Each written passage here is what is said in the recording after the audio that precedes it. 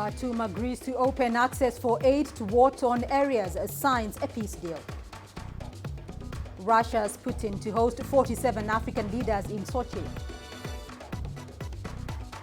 And South African artists create the largest ever coffee mosaic. This is CGTN. Welcome to Africa Live with me, Beatrice Marshall, in Nairobi. Also coming up this hour, flight disruption in South Africa as the national airline grounds planes after technical audits.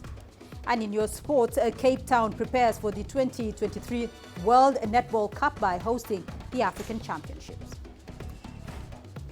And let's begin in Sudan, where the transitional government has agreed to open a humanitarian access to war-torn areas of the country for the first time in 8 years. The move is part of a new roadmap that will kickstart the stalled peace process. The movement and major rebel groups have signed the declaration for peace on Monday.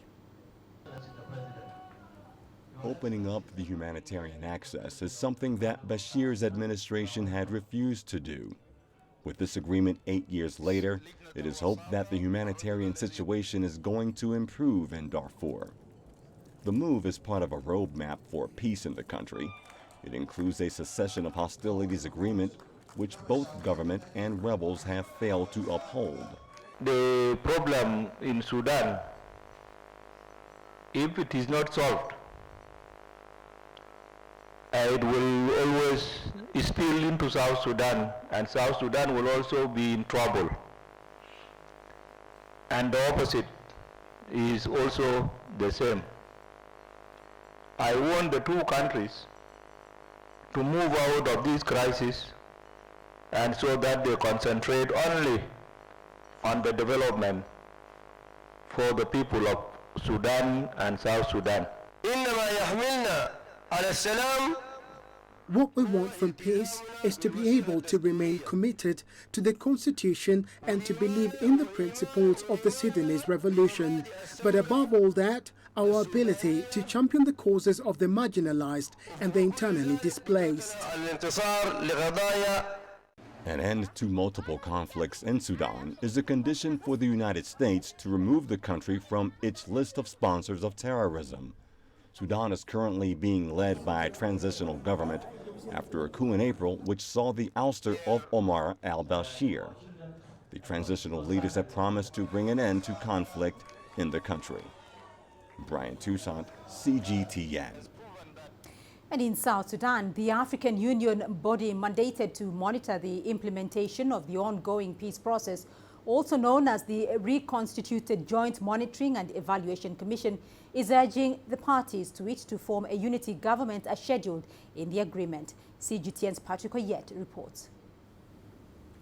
President Salva Kiir and opposition groups are expected to form a new unity government by November 12th. Opposition group led by designated Vice President Riek Machar want a total security sector reforms before a new government is put in place.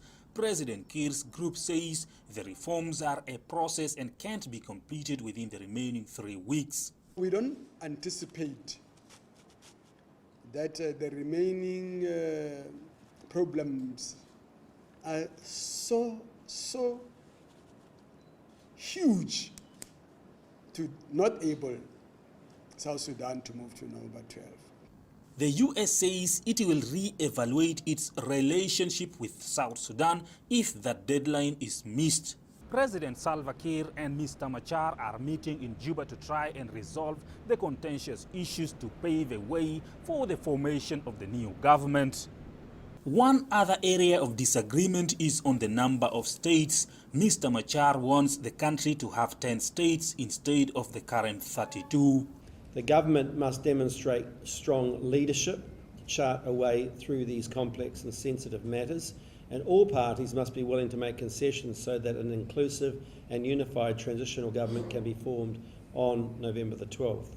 RJMEC is urging the parties to the peace deal to move the process forward. There is no doubt that the revitalized peace agreement has yielded dividends in the Republic of South Sudan. Since the signing of the agreement, the permanent ceasefire has held, and there is an overall improvement in the security and humanitarian situation across the country. But there is concern among many South Sudanese people here that if the two leaders don't agree on a way forward and a unity government is formed without Riek Machar, then the current peace deal could collapse.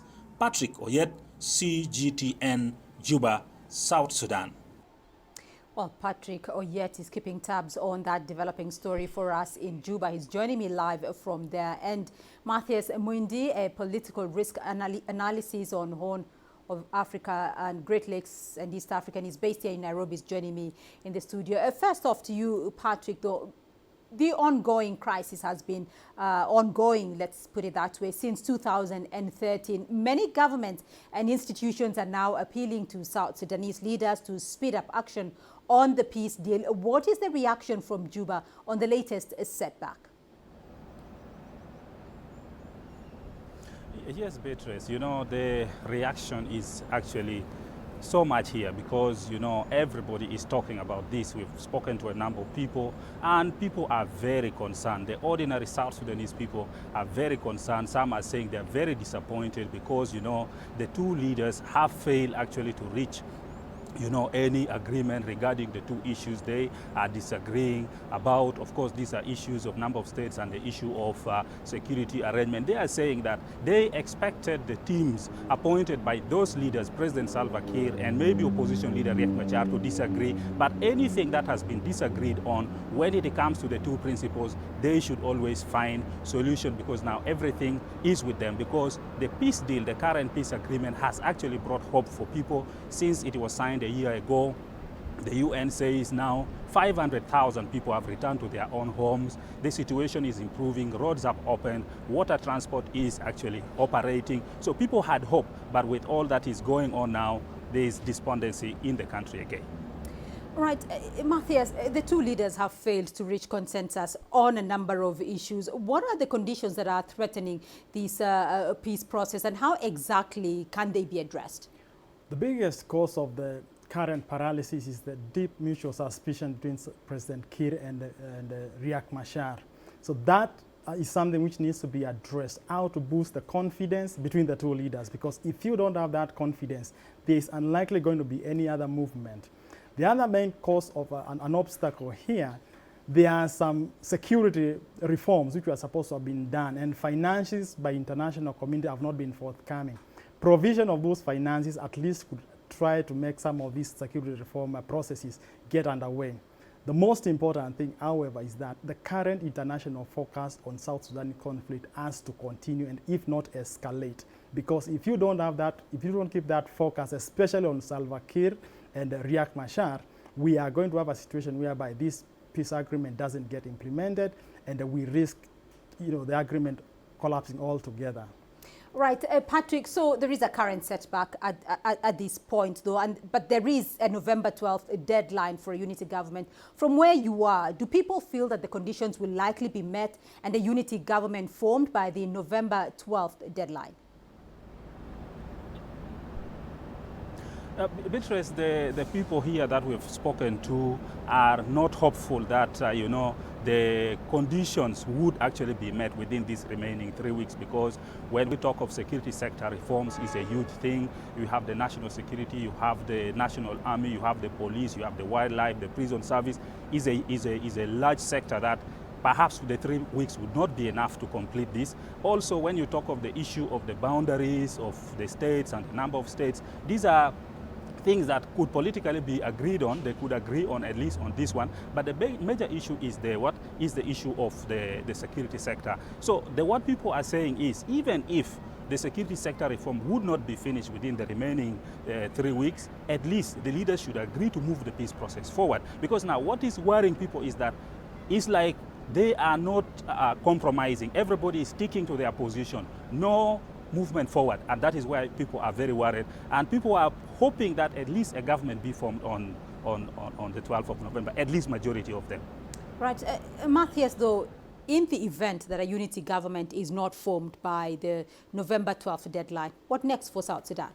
One of the biggest outcomes which could come from failure to make movement ahead of November the 5th is that you are going to create an environment whereby we could have sporadic outbreaks of violence, especially between armed groups in that country. There are some armed groups which are not part of this peace agreement, so they would not mind they wouldn't mind engaging in violence. On the other hand, if let's say you don't have movement on the formation of a unity government, you are also undermining the implementation of other clauses in that agreement. Yes, we keep on talking about security sector reforms, we keep on talking of administrative states, but there are other aspects of that clause which have not also been addressed. So if you have no movement, all those clauses also stand at risk of being not addressed too. However, even if we were to have an outbreak of violence in South Sudan at the moment, it's not going to be a major conflict like we saw a year or 2 years ago. Why? Because most of these people who are involved in this conflict, especially Riek Machar and President Salva Kiir, they don't have finances at the moment to fund a new major conflict in that country. Right. Patrick, Sudan has agreed to open humanitarian access to war-torn areas of the country for the first time in 8 years. Positive news there coming out of Sudan. How are the talks in Juba, though, progressing? Yeah, the talks are progressing. Actually, the negotiators are now in the room negotiating. But we are told that today is going to be the last session for actually this round of the talks. They are going to break today for another 2 weeks to also consult with their leadership, and then they will resume in 2 weeks. So yes, the people of Sudan who are here in the negotiation table are very happy. They are saying they are seeing at least hope, because whenever there is war, people are always displaced. So the people who are displaced in the Darfur, in the Blue Nile and in the Nduma Mountains, they were not having access to aid at the time that they also were not able to do anything of economic value to themselves. They wanted to rely on food aid, medical aid, but these were not possible during the time of the previous regime. But now they are hopeful that when aid starts going on, they also go and consult with their people, tell them about the good news, then the process could move forward. Right, so Matthias, this is quite a paradox, because Sudan's peace talks are being held in South Sudan, are being hosted by South Sudan's President Salva Kiir. There is positive news coming out of the Sudan peace talks, but on the other hand, South Sudan's agreement not so fruitful. So why isn't President Salva Kiir putting the same effort, though, that he's putting in Sudan's peace process into South Sudan's peace deal? And what is Salva Kiir's role in Sudan's peace deal? The biggest cause of lack of movement in the South Sudan peace process, especially from the side of President Kiir, is that deep suspicion or distrust towards Machar. And unless that one is addressed, we are going to see very little movement on that. On the other hand, he seems to have invested a lot of his efforts in trying to reconcile neighboring Sudan. One of the reasons why that's so is that President Kiir feels that he's the only person in the region who seems to understand the political leaders or the groups involved in the conflict in Sudan. He argues that most of these are people he has worked previously with, so he understands how we can get them to negotiate a deal, and also he says he understands some of the issues they are disputing about. But on the other hand, there are some other people who could also argue that he's getting involved in Sudan to divert attention to what is happening back in his home yard. So the most important thing for Salva Kiir at the moment is that, because we understand there's going to be a 2-week break from the talks in Sudan, is for him to invest similar energy to try to make movement in the South Sudan peace agreement, which seems to be at a standstill at the moment.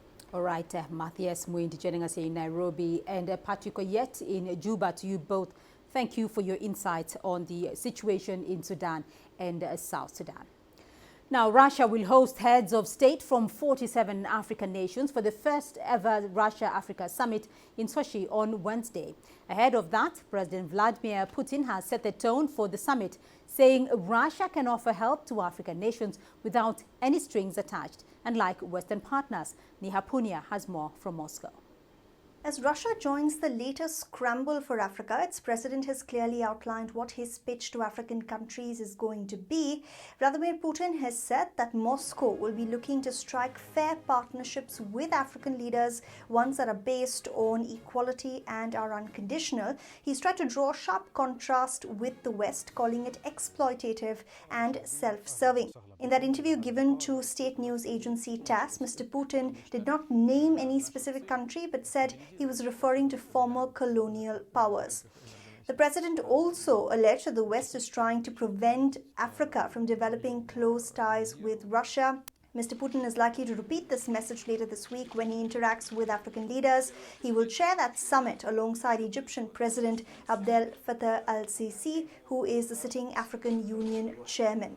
In Africa, Moscow is competing with countries like the United States, China, Japan and India. Experts say that while Russia doesn't have the same financial clout as Washington DC or Beijing, it can leverage its military capabilities, nuclear technology and oil and gas investments. Russia's military hardware will also be on display at this summit, including its S-400 missile defense systems. And Vladimir Putin says deals worth billions of dollars will be signed in Sochi.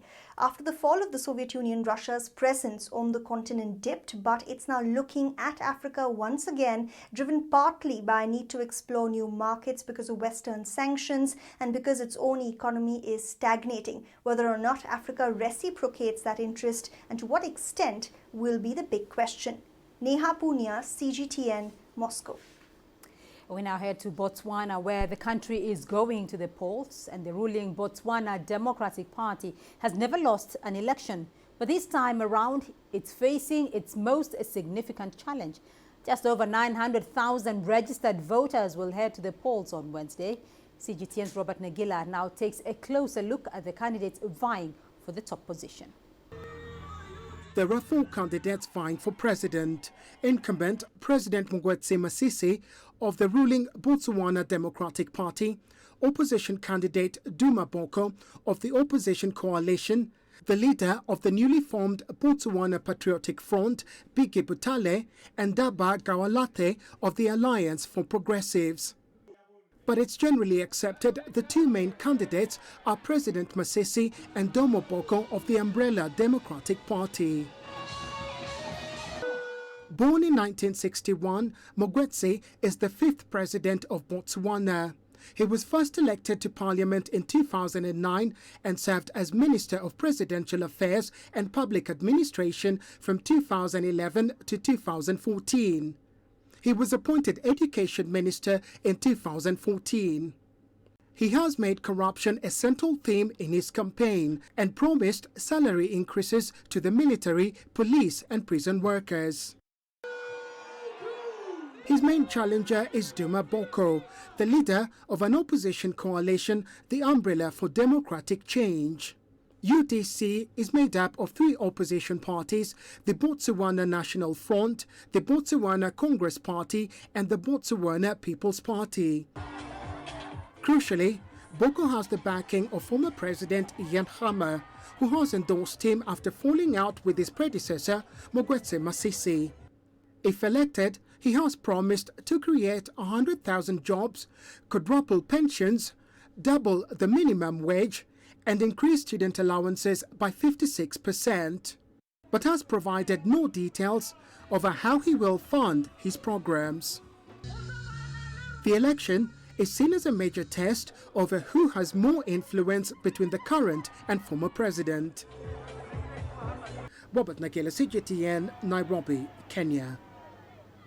Well, let's cross over to Gaborone now, joining CGTN's Lindy Mtongana, who is in Botswana, keeping tabs on that election for us. Lindy, so how is the mood on the ground as campaigns come to a conclusion?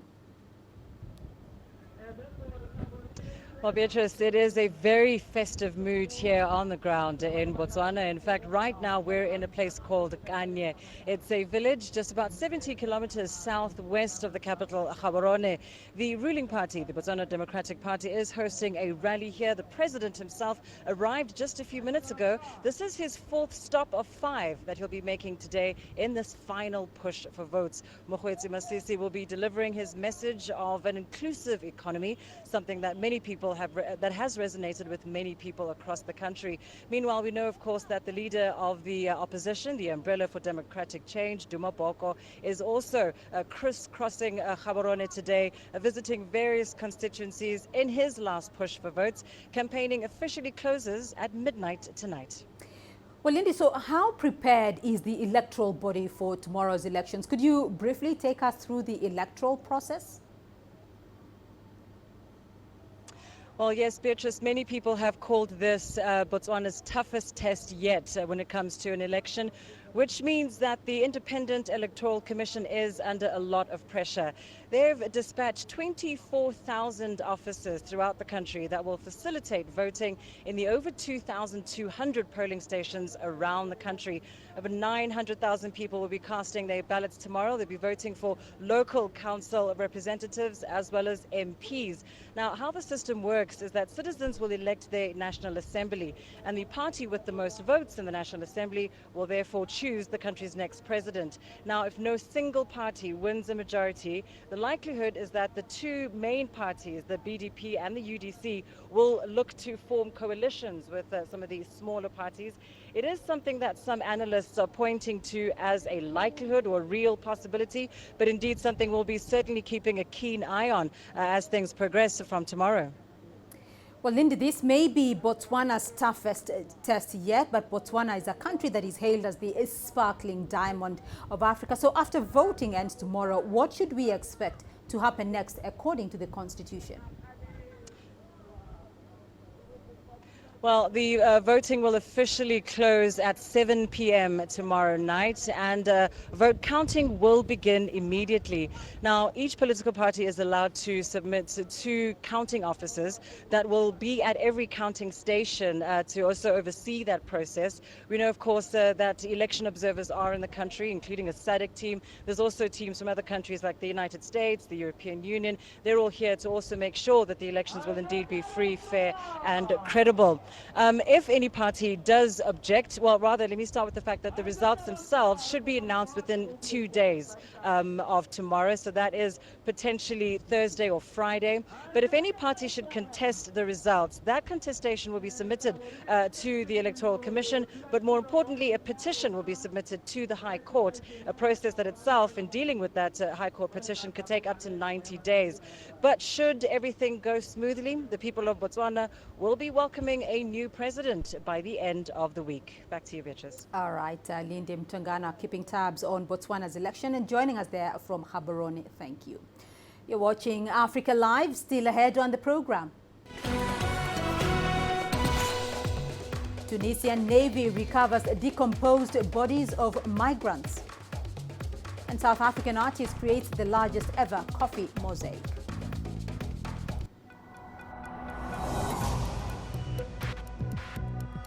Each day, there are millions of stories. Each one can open new perspectives, new possibilities. Wherever you look, we are there. To see, discover, explore. We put the pieces together to find what really matters to you, all around the world, all around the clock. Our reporters are at home across the globe. From our headquarters in Beijing and production centers in Washington, Nairobi, and London, China Global Television Network. Stories from across the globe, reaching people across the globe. CGTN. See the difference.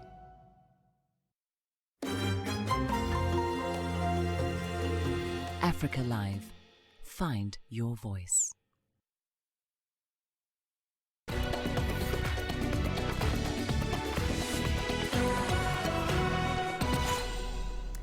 A bus accident in the Democratic Republic of Congo has killed at least 30 people and put 16 others in the hospital. Local media reports that the vehicle, which was also transporting fuel, caught fire after colliding with an electric pole. On Monday, DRC President Felix Tshisekedi visited the crash site and met the surviving victims suffering from third-degree burns. Officials have attributed the incident to a brake failure. The Minister of Humanitarian Affairs says that the bus had been traveling to the capital from the town of Lufu near the Angolan border. We were alerted during the day that there was a deadly accident in Banzangugu involving a vehicle that came from Lufu. There are many dead, around 30 people, or even more. But we came quickly to help the injured. We came with 3 ambulances, 3 mobile clinics, and with some doctors. In Tunisia, Coast Guards aborted several illegal migration attempts this weekend, while the Tunisian Navy has recovered decomposed bodies of 2 women 80 kilometers east of Kenkena Island. The Navy took the 2 bodies to the port of Fax to hand them over to the authorities concerned to complete necessary legal procedures. CGTN's Adnan Chauchi has more. The head of forensic services in Tunisia said it's difficult to know their identity, but the examination is underway to determine the nationality of the African migrants through DNA tests. The people drowned and their bodies are decomposed. They've spent 2 weeks at large. The 2 irregular migrants are from African countries. Fishermen have reported more victims off the Tunisian coast. The International Organization for Migration, IOM, has revealed that over 3,600 Tunisians have left the country illegally since the beginning of 2019. In addition, thousands of African nationals have also attempted to cross the Mediterranean from Libya and Tunisia. The IOM has condemned the trafficking in persons in the region. The smuggling of migrants exists. Since 2011, the IOM and the successive Tunisian governments and the National Authority of Anti-Trafficking in Persons are working closely to fight this phenomenon, which is increasing since 2013. In addition to providing medical care, the IOM also facilitated contact with families of origin in collaboration with the International Committee of the Red Cross, ICRC. The number of bodies of drowned migrants is constantly on the rise. We are collaborating with the concerned parties to respect the safety process in recovering the decomposed bodies so that families can know the fate of their relatives. Dozens of Tunisian and African migrants were arrested on board a small boat, while other boats were also seized. The public prosecutor ordered to take them into custody and to initiate necessary legal measures. Experts say the politicization of both the regular and irregular migration issue has fostered the rise of radicalist discourses. In fact, migration in some European states is no longer seen as a source of wealth and diversity. Adnan Shawishi, CGTN, Tunis. Now, a South African has put his name in the Guinness Book of World Records for the largest coffee mosaic ever created. Percy Maimela usually works with salt, but his portrait of black coffee, one of South Africa's leading DJs, was created using coffee beans. CGTN's Julie Shire has more. Percy Maimela is not a conventional artist. He uses salt to create mesmerizing art pieces. Salt is a motivation in a sense that I'm using something that has been in every household forever. I'm giving it a second purpose. In a sense, I'm trying to create an idea that like we shouldn't limit ourselves to the traditional methods of doing things. Maimela's distinctive work caught the attention of Brain Farm, who were looking for a unique event promotion. And they proposed the idea of doing the art piece of black coffee with coffee. Well, initially I didn't like the idea because I felt like they were redirecting me. But because I love challenges, I was like, okay, cool, let's do it. And then I pitched to them the idea of me setting a new record for like Guinness World Record. It took 4 hours and a few bags of coffee ground to complete the aromatic look-alike of the world-renowned South African DJ and enter the Guinness Book. We set the new Guinness World Record for the largest coffee ground art. The final result is about 25.9 square meters. I had a chance to go upstairs and look at the artwork. So that was like, oh, this is amazing, man. Yay. I was excited. But Percy's first love remains salt, and he hopes to one day take his talent to the world. So I still feel like Guinness World Record is page 1 of like my notebook. One of my goals is to do my artwork on a very huge space, huge platform where people will see it live. The other one is just to travel and maybe bask around, hide my face, just throw around material and then leave and then say, Percy was here. Maimela says, however, leaving a legacy for his son and the next generation is his ultimate goal. Julie Shara, CGTN, Johannesburg, South Africa. Now, it's been nearly 2 weeks since Turkey launched its military campaign into Syria. A pause in the offensive was reached between Ankara and Kurdish forces at the request of the United States. But both sides are accusing each other of violations. CGTN's Michelle David has more from the Turkish-Syrian border. The situation is mostly calm. However, there were some reports of violations from both sides, accusing each other. Turkey's defense ministry has accused the YPG of violating the agreement 36 times since it was signed on October 17th. However, the withdrawal is still continuing smoothly. Turkey's defense ministry has also stated that 125 vehicles have exited the region safely. There was another major development on Monday as the U.S. forces crossed from Syria into Iraq. Some of these forces were pelted with potatoes by some of the Kurdish people in that area.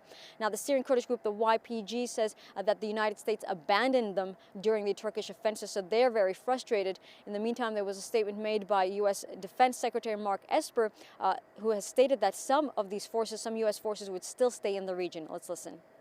Our forces will remain in the towns that are located near the oil fields.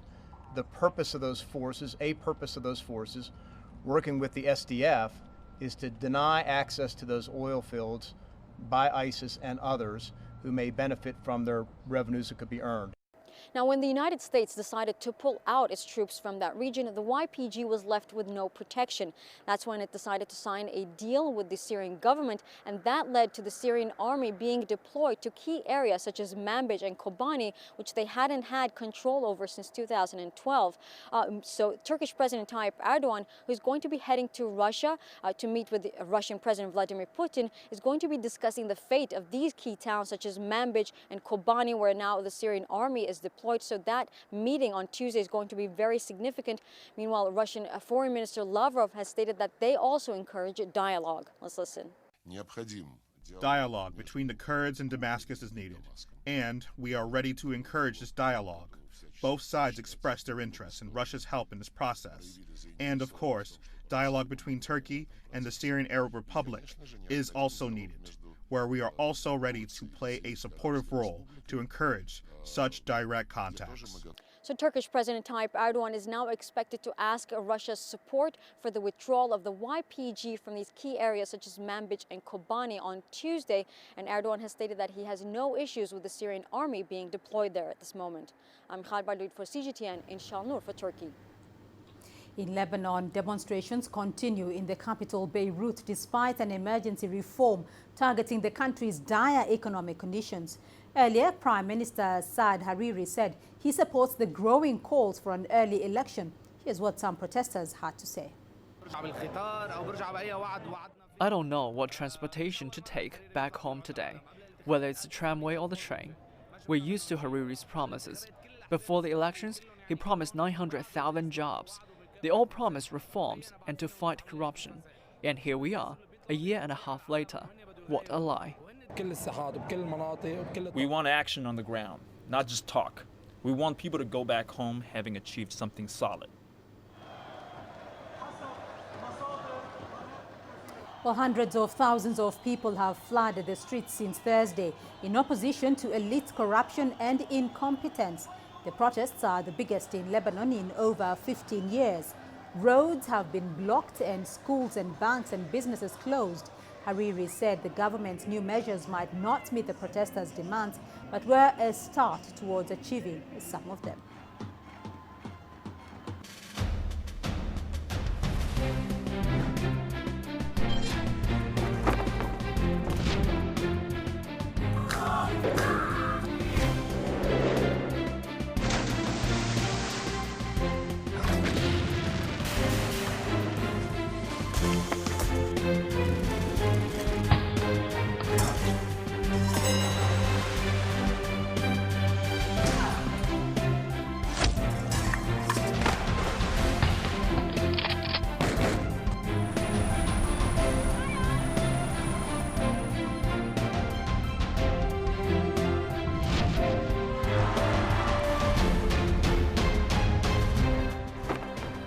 Military glory. 军人荣耀。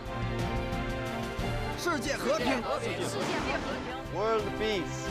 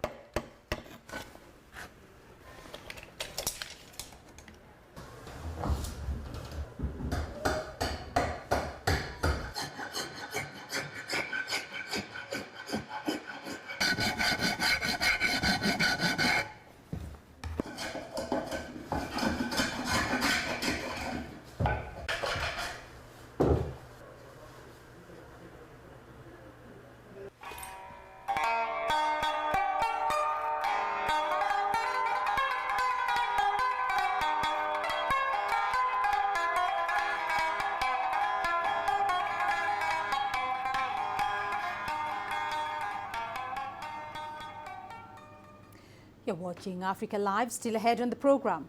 There have been flight disruptions in South Africa as the national airline grounds planes after technical audits. And massive job cuts after James Finlay, a leading Kenyan roses producer, opts to shut farms over low demand.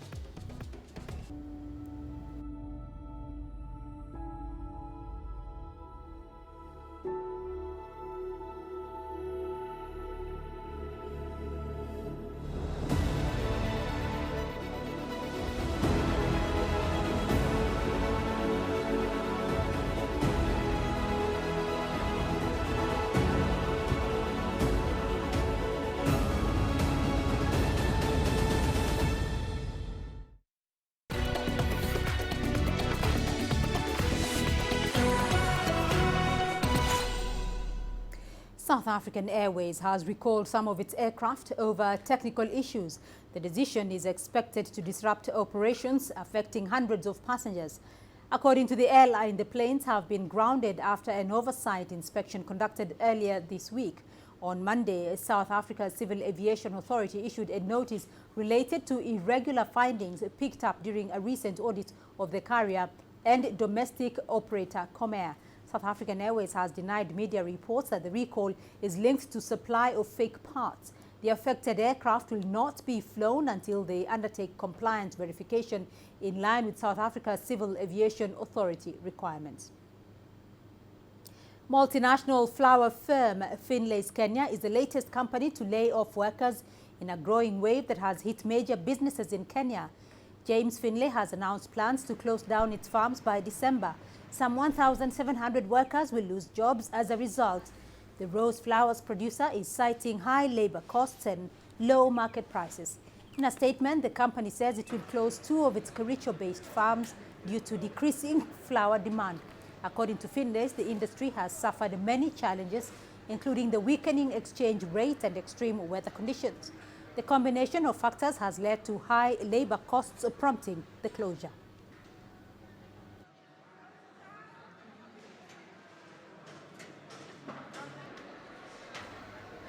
Ethiopia might soon allow non-financial institutions to operate mobile money services under a new law being drafted by the National Bank of Ethiopia. Currently, electronic payment and money transfer services are only reserved for banks and microfinancial institutions. Ethiopia's central bank says its target is to reach the over 70% of people who remain unbanked in the country. Here's CGTN's Coletta Wanjohi. United Bank, one of Ethiopia's commercial banks, has been operating a mobile money service for the past 11 years. It used to be called SMS banking. Using the SMS code, people were able to do fund transfer, balance inquiry, and so on. But the last 5 or 6 years, we migrate to mobile app and USSD-based applications. And currently we have quite a large number of customers who are using mobile banking systems. In the last 5 years, the bank says the system has evolved to allow people to purchase airline tickets and reload phone airtime. But now the government wants these services and more to be offered by non-financial institutions. Under the proposals, the National Bank of Ethiopia will require interested companies to have a minimum capital of over $1.5 million. Financial technology expert Polycarp Osero says it will lead Ethiopia towards a digital economy. It will enable the businesses to thrive in terms of availability of funding, in terms of ease of doing business. At the same time, it will also help in financial inclusion and financial access, because there are some people, like in some countries, who don't even have bank accounts. They only have the mobile wallets. In neighboring Kenya, mobile money services are led by telecommunication companies. Ethiopia's Ethio Telecom, the country's only telecommunication company, has expressed interest in engaging in mobile money services too. It hopes to tap into its over 40 million subscribers. But Ethiopia's central bank's draft law opens up the service to even non-telecom companies. Registered business companies wholly owned by Ethiopians and non-nationals with Ethiopian origin will be allowed to apply for licenses from the central bank to offer the service. Commercial banks say they will still remain relevant. I do believe that, in fact, it increases the bankable customers because at the end of the day, the wallet accounts, the maximum that you can do is for low transactions, holding amount is very minimal and the like. So at the end of the day, customers will tend to move their funds to the bank accounts where they can bear interest on that too. The government says it will take time to convince some consumers to move to a cashless system, but it hopes to be serving up a digital economy to as many customers as possible soon. Colette Njohi, CGTN, Addis Ababa, Ethiopia. In Egypt, the government has launched a shipping line linking its Ain Hockna port to the Kenyan coastal city of Mombasa. The new shipping line will provide integrated logistics and transportation services to global traders working with the East African countries. Plans are also underway to establish a marketing and mediation firm in partnership with domestic banks and the private sector investors. The shipping line is part of the Egyptian government strategy aimed at boosting trade between the North African economy and Eastern and Central African states. Shifting now to Brexit matters, and Prime Minister Boris Johnson is set to urge lawmakers to back his Brexit deal in a final bid. However, the possibility of the Prime Minister's latest Brexit blueprint being pushed through Parliament looks increasingly uncertain, as CGTN's Richard Bestick explains. UK Prime Minister Boris Johnson's hopes of another shot at getting his new Brexit deal past Parliament were as gloomy as the London weather. Order. In the chair, the bane of the government's life, House of Commons Speaker John Bercow. His message: the government had a chance for a Brexit vote at the weekend and didn't take it. My ruling is therefore that the motion will not be debated today, as it would be repetitive and disorderly to do so. As hundreds of thousands crowded around Parliament during an emergency sitting at the weekend, MPs defied Johnson and his latest Brexit offering. Members of Parliament had voted to get the government to submit its detailed legislation for the new Brexit deal before giving their endorsement of it. Sounds simple. In reality, it created chaos for Britain and Brussels. Opposition MPs in Parliament now ready to force on the government fundamental changes to the Brexit deal, including possibly a much softer Brexit or even forcing another referendum. In Brussels, Brexit negotiators are waiting and watching in wonderment, planning, it's believed, to grant an extension to the October 31st deadline that the UK Prime Minister has set as his goal. That's now a lot less likely after the sending of a letter requesting an extension was imposed by law on Boris Johnson. The City of London, Britain's financial centre, also under a cloud. But the pound is stable and analysts are putting their faith in the government ultimately winning out. We will get a vote and it will just about get passed, and that's what the markets are pricing in. That's why the pound is only a little bit weaker. Brussels will wait and see what happens in London before ratifying the new Brexit deal, while parliamentarians here will be able to sift through the detail of the legislation without abiding by the Prime Minister's timetable. Nothing's ever certain with Brexit, but that Halloween deadline is looking scarily uncertain. Richard Bestick, CGTN, London.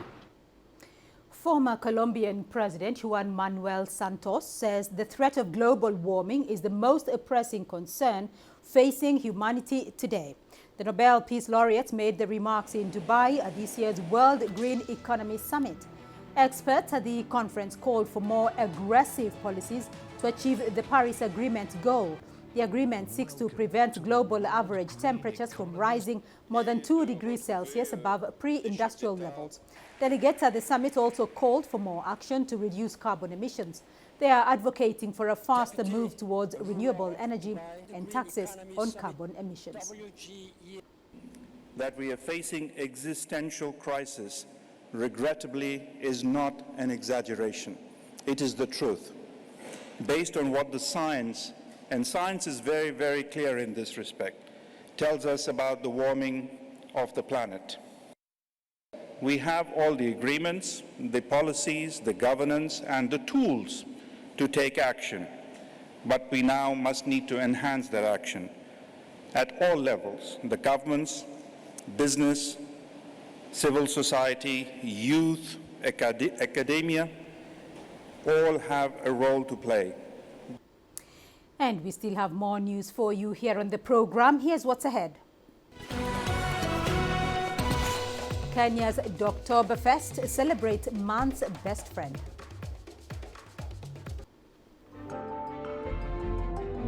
Africa Live. Find your voice.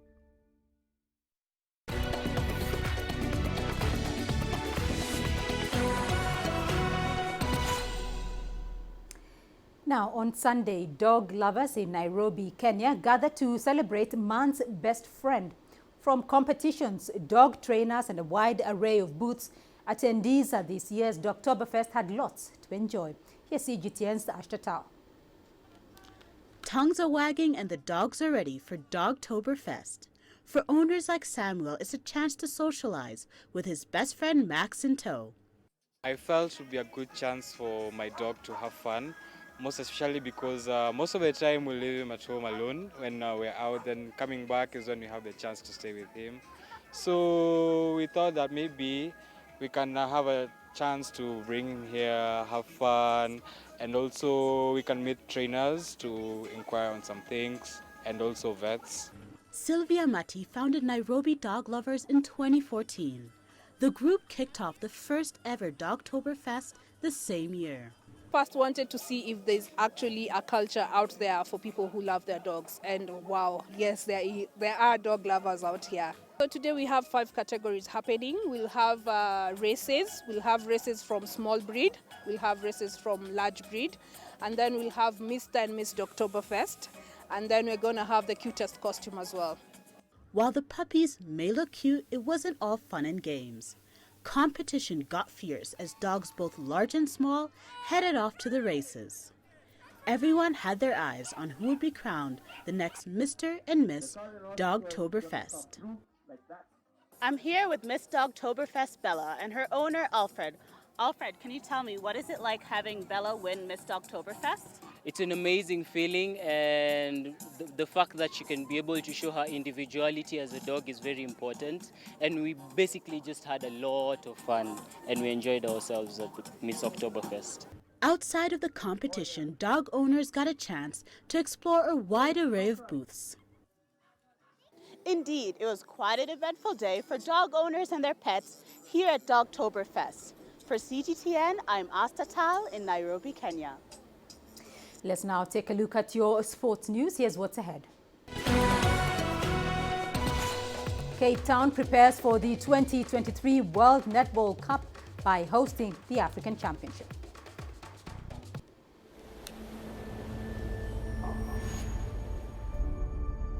How would you create your legend? On the fields, on the tracks, in the arenas of Africa. Were you born to be a player? Could this moment be yours?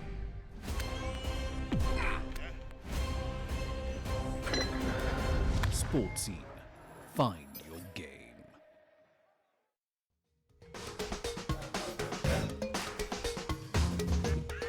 Africa Live. Find your voice.